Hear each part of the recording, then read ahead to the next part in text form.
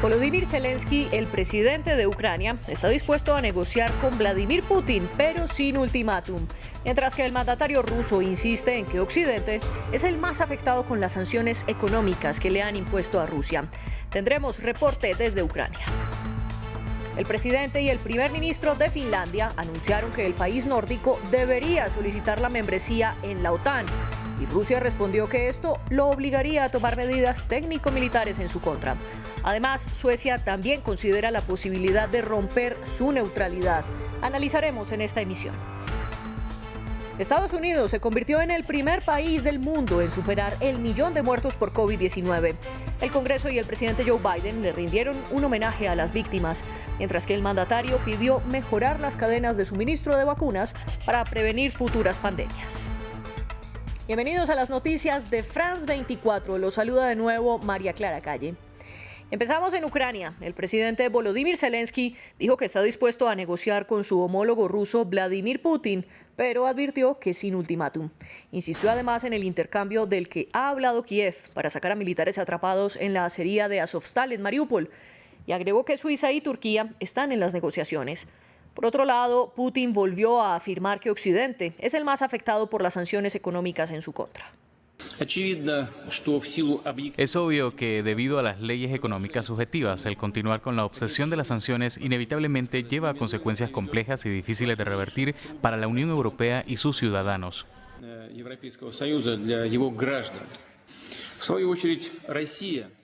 Rusia se las arregla con confianza frente a los desafíos externos, gracias tanto a la política macroeconómica responsable de los últimos años como a las decisiones sistemáticas para fortalecer la soberanía económica, tecnológica y la seguridad alimentaria. La producción de alimentos en Ucrania ha sido uno de los sectores más golpeados por la guerra. El Ministerio de Agricultura informó que en lo que va del año se ha sembrado un 25% menos que en 2021 y al menos 25 millones de toneladas de granos no han podido ser exportadas, según la FAO. Nuestra enviada especial Catalina Gómez Ángel visitó la ciudad de Bakhmut, en la región separatista de Donetsk, donde los campesinos no han podido recoger al menos un tercio del trigo y del maíz, esto por los bombardeos y el fuego cruzado.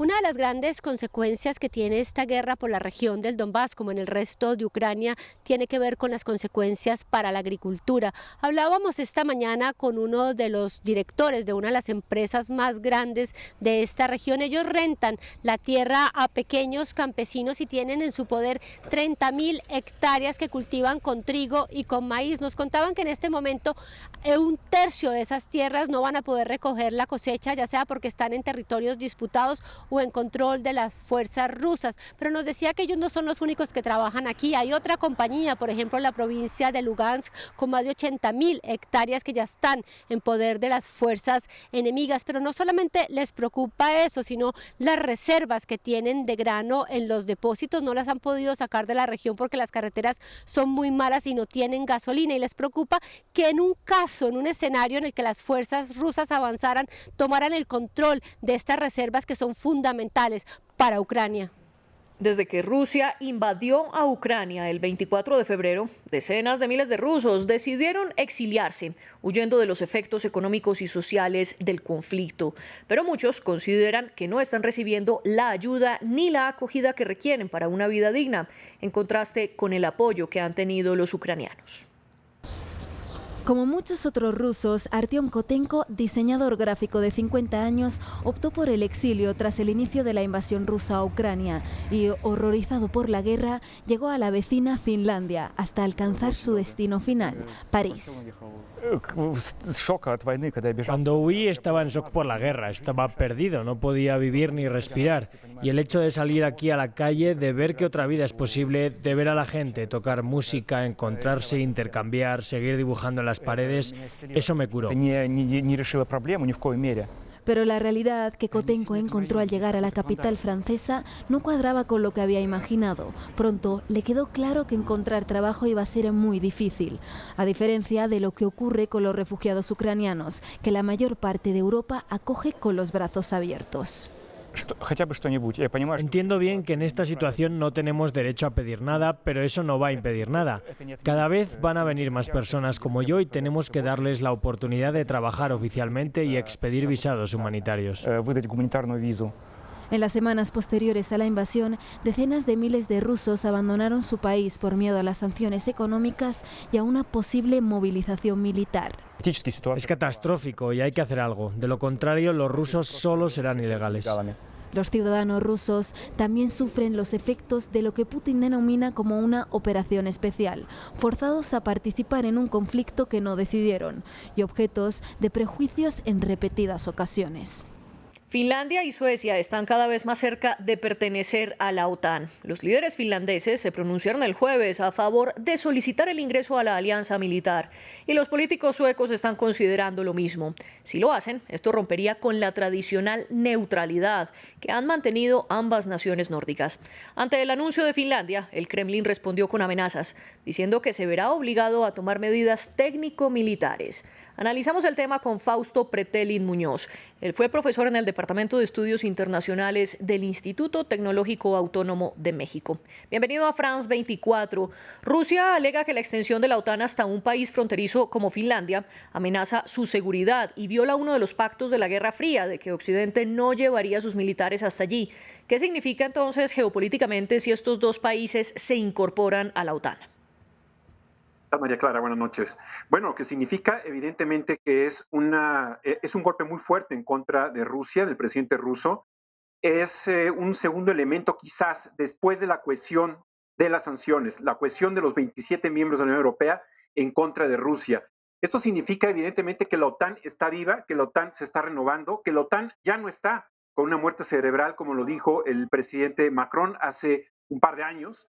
Y esto, pues, evidentemente es una mala noticia para el presidente Putin. Insisto, creo que es un síntoma de lo mal que está saliendo para el presidente ruso.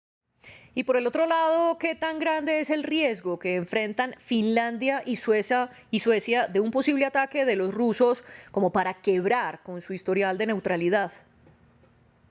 Es un escenario difícil, complejo, porque un presidente arrinconado como el presidente ruso podría hacer uso de armas, más allá de que haga uso de las armas nucleares, puede llegar a tener conflictos tanto con Finlandia como con Suecia. Hay que recordar, María Clara, que Suecia el día de ayer también avisó que Reino Unido va a ser un paraguas para Suecia en caso de que sea atacada. Esto es como un preámbulo de que pueda llegar también a solicitar la adhesión a la OTAN. Y hablemos de nuevo de la OTAN y no solo de este preámbulo que usted nos menciona, y cuéntenos, una vez los países muestren su voluntad de ingresar a la alianza militar, ¿qué pasos siguen para que la decisión se materialice?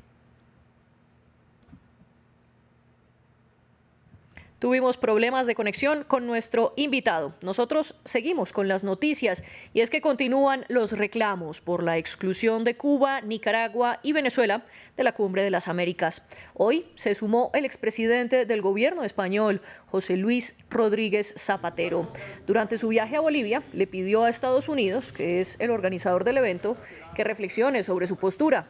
Rodríguez Zapatero señaló que la Carta de las Naciones Unidas no distingue regímenes políticos. Anteriormente, los presidentes de México y de Bolivia, Andrés Manuel López Obrador y Luis Arce, afirmaron que no acudirían a la cumbre que se realizará en junio en Los Ángeles si la Casa Blanca no invita a todos los países de la región. Pudimos recuperar la señal con nuestro invitado para continuar hablando de la OTAN.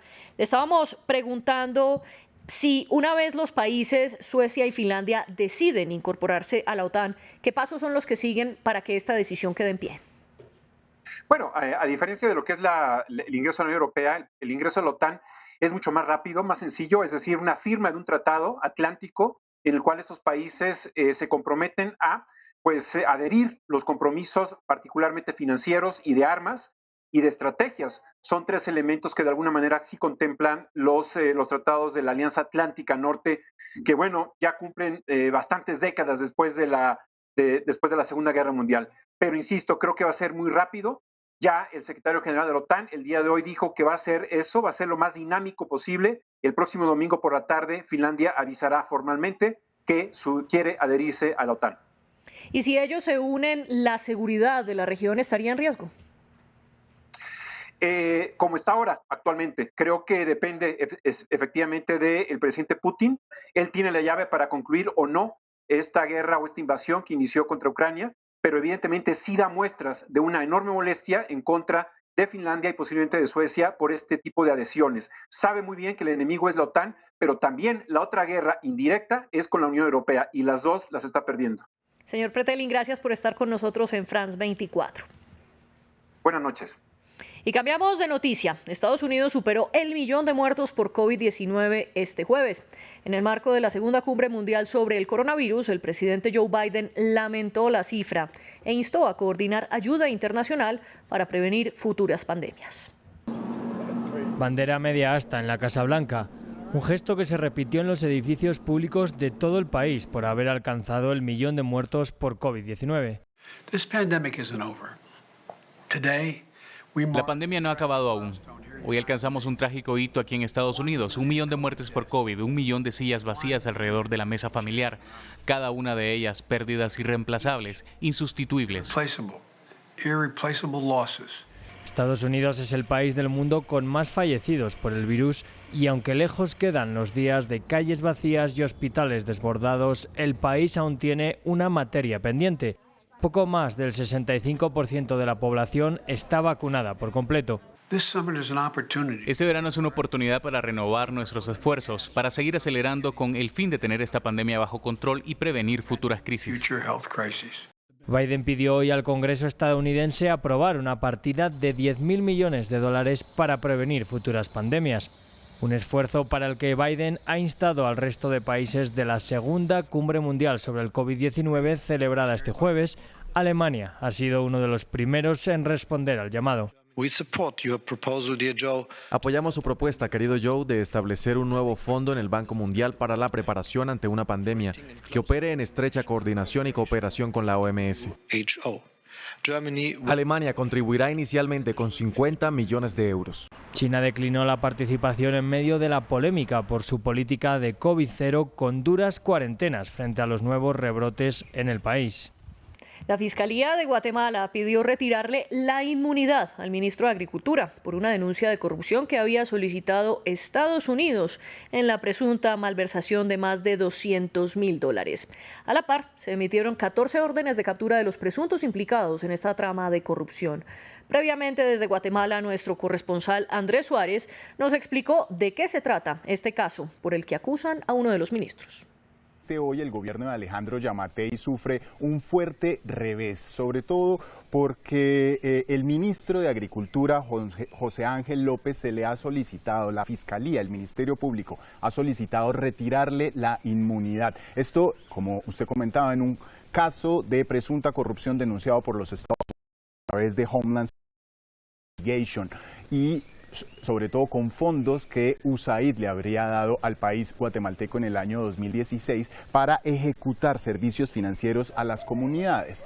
López, en el 2016, el ministro de Agricultura, era el directivo de una organización que tenía la necesidad de ejecutar estos dineros y se le acusa a él y a otras 14 personas específicamente de haberlos malversado, de manera tal que la Fiscalía del Ministerio Público emitió hoy 14 órdenes de arresto, realizando 27 allanamientos y ya 5 personas han sido capturadas. Pero si se le retira la inmunidad al ministro, podría ser también arrestado y judicializado. ¿Pero por qué ocurre esto 3 años después de que los Estados Unidos hubiese hecho esta denuncia? Básicamente porque la Fiscalía en próximos días está próxima a saberse el nombre de quién va a ser su nuevo director o directora. Alejandro Yamatei debe elegir entre 6 preseleccionados donde está el nombre de Consuelo Porras. La actual fiscal que se señala es la escudera de Yamatei en presuntos casos de corrupción y que el propio Estados Unidos la acusa de encubrir investigaciones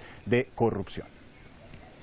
Los incendios forestales en California, Estados Unidos, llegaron hasta mansiones multimillonarias. Los residentes de 900 casas fueron evacuados y las llamas, que han durado más de un mes, ya alcanzaron hasta las remotas montañas de Nuevo México. Las conflagraciones están siendo más voraces de lo habitual ante la prolongada sequía. En todo Estados Unidos, más de 5.100 kilómetros cuadrados se han quemado este año, la mayor cantidad desde 2018 en el mismo periodo.